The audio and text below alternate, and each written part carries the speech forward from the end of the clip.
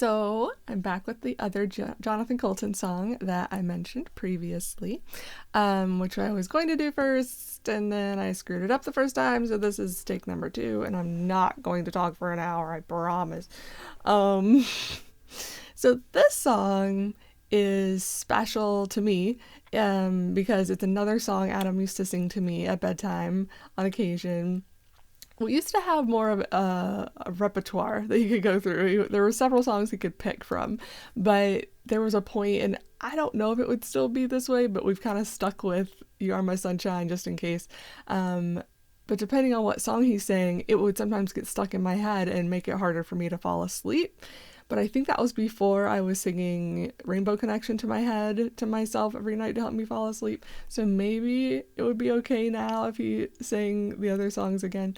Like Patience was one he used to sing to me pretty often. But this was another one. I'm trying to think. I'm probably forgetting others. I'm sure I am. Oh yeah, Katie. Yes, so there are several songs that he has sung to me in the past, but this is one that he sung to me very often for quite a while. So it's a special song just between the two of us, and it's just another beautiful, wonderful JoCo song that pretty much all of his fans love. And this shirt is super appropriate for it because it's about the planet Pluto.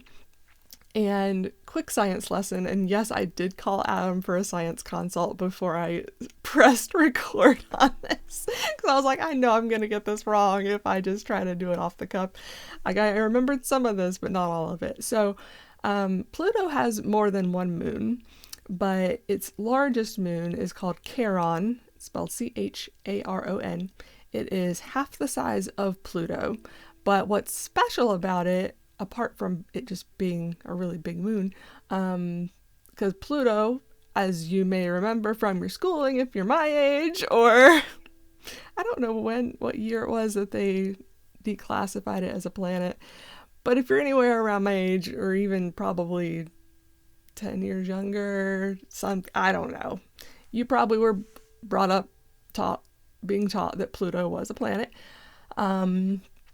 But I think it was Neil deGrasse Tyson was the one who ruined that for all of us, even though I still love him and he's fantastic. Yeah. But like the reasoning for their decision makes scientific sense. Absolutely. But to me, Pluto will always be a planet. But this song was written kind of in the aftermath of Pluto being declassified as a planet down to a dwarf planet. And the uniqueness of it and its moon, Charon. It does have other moons. I think I mentioned that. But this song is about Pluto and Charon. And what makes what's cool about them, apart from just the size, is that they orbit the same focal point. Foci? Is that how he put it? Adam was telling me this, and he said this word. I'm just like, what's a foci? Foci? Now I've forgotten how I pronounced it. Whatever. FOCI is a word. But it's just the plural of a focal point. So I'm like, you could just say focal points. Whatever. Scientists, you know. So, Earth and the moon, the focal point for both is the center of the Earth. Like around the sun. But like as far as we and our moon are concerned, it orbits us because we are the focal point. Or maybe it's just one focal point in that case. Whatever. I guess it's just one focal point. We are the focal point, and it is tidally locked. That's why we only see one side of it when we look up through our telescopes or whatever to us. But Pluto and Charon are mutually orbiting the same focal point, and it's not within either one of them. It's just a point in between. So they are both rotating, like they do rotate. They're not tidally locked to each other or to that focal point. So they're rotating and orbiting each other, which is the cool thing. So it's a dwarf planet and a moon. But in this song, they just they're basically just saying, we're both moons. You're my moon, I'm your moon. It's great. So yeah, you'll get to that when I start the song. But I just wanted to give you the background behind it because I didn't know a lot of this until I learned the song, and then Adam explained to me the science behind it. Because Joko is a major science nerd, along with all the other nerdy things that nerds are nerdy about. So I think that was all of the science I was supposed to say. I think. Yeah, and just that it's special because Adam used to sing it to me all the time, and I will always treasure that. And I've never been able to sing it myself for karaoke. There was a Joko karaoke once on one of the Joko cruises we went on, but I won't go into the story. But I ended up singing a different song. Basically, the gentleman behind me I was going to sing I'm Your Moon, but he wanted to sing it. I just turned around and asked him, like, hey, what song do you want to sing? And he said, I'm Your Moon. I was like, oh no, I was going to do that one. But he said he sings it to his wife, like, every night. So I was like, oh, okay, well, I can't take that away from you, because his wife was there on the cruise with him as well. So I took the other song and did my own thing with it and sang it to Adam, and it was great. That song, unfortunately, I will not be able to play on the ukulele. That was the first one I looked at, and that's the one that super discouraged me, because I was like, how? It's just so many chords, like, so fast. I think I have a recording of that, probably already on my YouTube channel, of me singing that song. If I do, I'll link to it in the description. If I don't, I'll upload it if I can find it. I'm pretty sure I can find it. But that was a good time. Oh, right. This is a true G song. Yay. I may screw up some of the G's because there's a lot of them, but I'll try not to. I did just practice this one, so hopefully it won't be too bad. D sharp is in this one, which I've used, I think, only in one other song. And then I learned a new chord, which is G augmented. Looks like Gaug when you look at it. Just big G, little AUG, but it's G augmented. So that was just fun to learn a new chord. I don't know when I'll ever use that again. It's a weird one, but for a particular part, like the bridge of the song, it works really well. Okay, enough of that. Let's get into the song and see if I can nail these G's and sing correctly at the same time. I'll try. Okay. They invented a reason. That's why it stings. They don't think you matter because you don't have pretty rings. I keep telling you I don't care. I keep saying there's one thing they can't change. I'm your moon, you're my moon.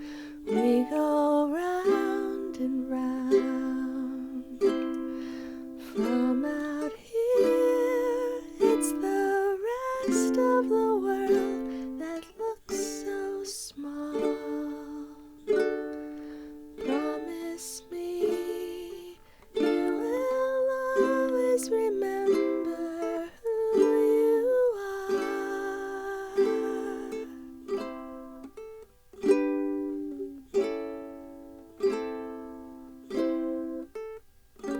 Let them shuffle the numbers.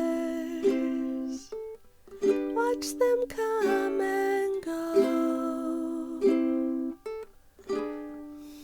We're the ones who are out here, out past the edge of what they know.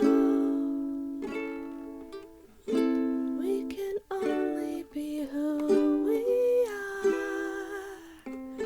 Doesn't matter if they don't understand.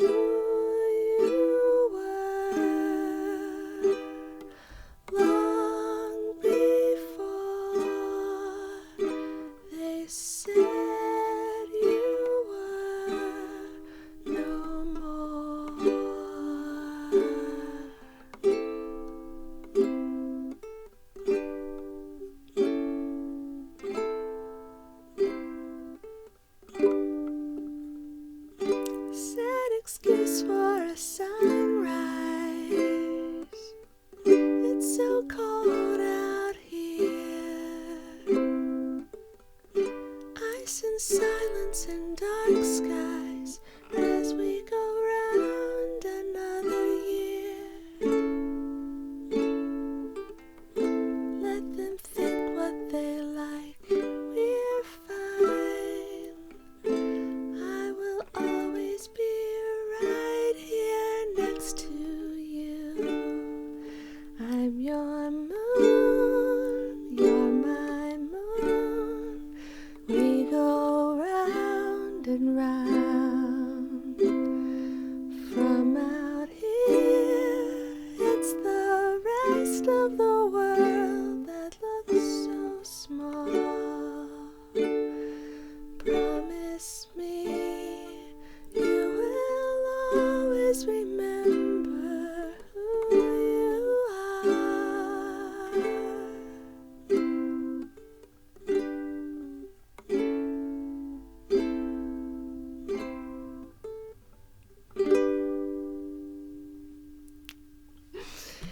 So I only screwed up a couple of G's.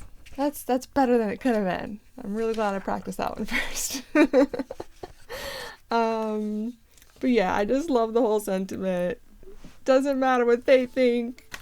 We don't need their validation. Like we were here long before they were. We'll still be here long after they're gone. We're just fine. Doesn't matter what they call us or change what they call us or whatever. I'm your moon, you're my moon, we're good. So, and I love that. Just promise me you'll always remember who you are. And honestly, that's such a good lesson for everybody. Like, it doesn't matter what anybody else thinks of you. Let them classify away, call you a dwarf planet instead of a planet. Or, I'm not going to say a dwarf human, that's insensitive. Sorry. Don't let them call you alien instead of human. I don't know. I can't think of a good analogy when it comes to people. But just don't let people call you things you're not. Or even if they do, it doesn't matter. Like, it doesn't actually change who you are. Just, you are who you are. And what other people think or say, that's their problem. That's on them. Yeah, unless you're like hurting someone, and if they call you out on it and you like agree that, oh, right, I shouldn't have said that, then yeah, apologize and grow and change. Like, we should all be striving to grow and change always. So I'm not saying like don't take constructive criticism, like do, because y'all have heard me several times say like, oh, I shouldn't say that, and I correct myself. But if there may come a time where I accidentally say something wrong or say it the wrong way, and I want y'all to call me out if I do, because I want to do better. I want to be better. But that's not what this song is about. This is about Pluto and Charon. And I just love, again, I love the way Joko writes things. They invented a reason. That's why it stings. Because, like, it was a planet for how long? Oh yeah. Also, funny fact, this doesn't actually have to do with science, but Pluto is also one of the Greek names they used for Satan. I didn't know that. Like, apparently it was Hades first, and that kind of became synonymous with hell and whatever. So Hades was both a person and a place, maybe, or maybe I'm getting that confused, whatever. But they called that entity Hades, and then at one point they changed to calling them Pluto. God of the underworld was Pluto. I didn't know that. So that was another thing that Adam reminded me of. So also kind of funny that I'm singing a song about Satan. Not actually. It's like, why did we name a planet Satan? Why did we do that? It's kind of funny. Like, I guess several of our planets are based on Greek gods and maybe goddesses. A lot of planetary bodies, like not just planets, but like Just lost the word. Oh my goodness. Star formations that make a... Oh my gosh. Big Dipper, Little Dipper. Y'all know what I'm talking about. Word. Line. Line. It starts with an A, doesn't it? Maybe. I literally can't think of the word right now for star shapes. That's terrible. Whatever. My brain picks and chooses what it wants to remember on any given day, and today it did not want to think about those. Even though it was fine to think about planets and moons. That's really gonna bug me. Whatever. I know y'all are all shouting at me through your screen. I can't hear you. This is in the past.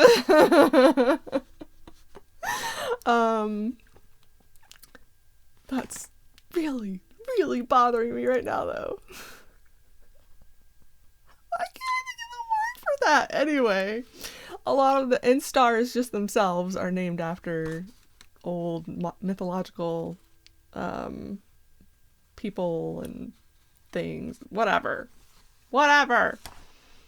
Constellation. There we go. I knew it was in there. And no, it doesn't start with an A. I don't know where that came from. Constellation. So lots of planetary things and star things, universal thing, whatever. Named after Greek mythology. So not surprising that Pluto is that as well. I just didn't, or even if I did know that Pluto had something to do with Greek mythology, I didn't know it had to do with God of the Underworld. So that's just like, did you run out of positive names? Like, why isn't there a planet Zeus? Like, not that he was a good guy either, but at least he wasn't God of the Underworld. Oh yeah, I think Adam said one of the other planets around Pluto is the moon is called Styx, like the river Styx, also the band Styx, which I love. But anyway, getting off topic, what was I saying about this? Yeah, they don't think you matter because you don't have pretty rings, like jab at Saturn, haha. I just love that. I keep telling you, I don't care. There's only one thing they can't change. I'm your moon. You're my moon. Blah, blah, blah, blah, blah. I love it. Let them shuffle the numbers. Watch them come and go. We're the ones who are out here, out past the edge of what they know. We can only be who we are. It doesn't matter if they don't understand. That's such a great... That could be tattooed on somebody. We can only be who we are. It doesn't matter if they don't understand. Like... So good. That's so good. And yeah, like, promise me you'll always remember who you are.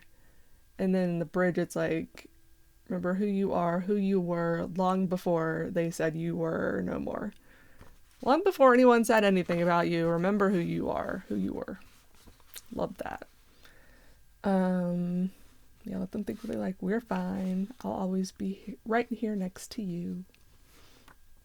It's a great song. And it's a great little chorus to sing at bedtime. I'm your moon, you're my moon. So, yeah. So now I've gotten my opportunity to sing it back to Adam. Since I didn't get to do it on that cruise, I finally was able to learn it on an instrument. I mean, there is a karaoke version of the song out there. I could have just done that at some point, but I never did. I don't know why now, but whatever. I'm glad I was able to do it this way because that was fun and give y'all a science and mythology lesson while I'm at it. Why not? I love to teach people things, even if it's something I just learned myself. I'm passing on the knowledge, you know, I learn it and then I pass it on and you can pass it on to somebody else and we're all better for knowing more things. So yeah, I think that's all I have to say. I don't think I have a next song planned, so I don't know what exactly it'll be or who it'll be by, but I'm sure I'll come up with something soon because even if I'm not playing every day like I was before, I'm still playing pretty regularly or wanting to, even if I'm not. Sometimes I'm just really busy with other things. But I do love the fact that, like, with the When You Go song, that I literally, if it's not too complicated, I can just find, or I had already found it, but, or I could have found it. It wouldn't have really mattered because I just glanced at it when I first came across it and was like, oh, look at that later. Because at the time it looked hard or something, or I couldn't remember the tune. That's what it was. I couldn't remember how it went. But I love the fact that I can just sometimes find a song, practice it a couple of times, and I'm good to go. Like, a song I already knew, obviously. I'm not talking about learning a song from scratch that I've never heard in my life. These are songs that I know well. It's just a matter of learning how to play it and doing it. But that's... So I'm going to pat myself on the back for being at that level where, as long as it's not too complicated, I can do that. Like, less than half an hour between pulling it up, formatting it in the right format, and printing it out and playing it. Yay. I'm Your Moon was not quite that easy. I mean, y'all saw, there was a lot of chord changes in there. A whole lot. Like, they weren't necessarily hard chords. It was just a lot of changes. Like, it was... That's why I was mad that it was true G, because I was like, oh, this would be so much easier if it was just 7 up here.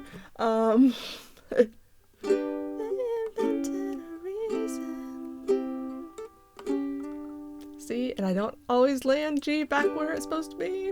That's why it stings. So it was just a lot of, yeah.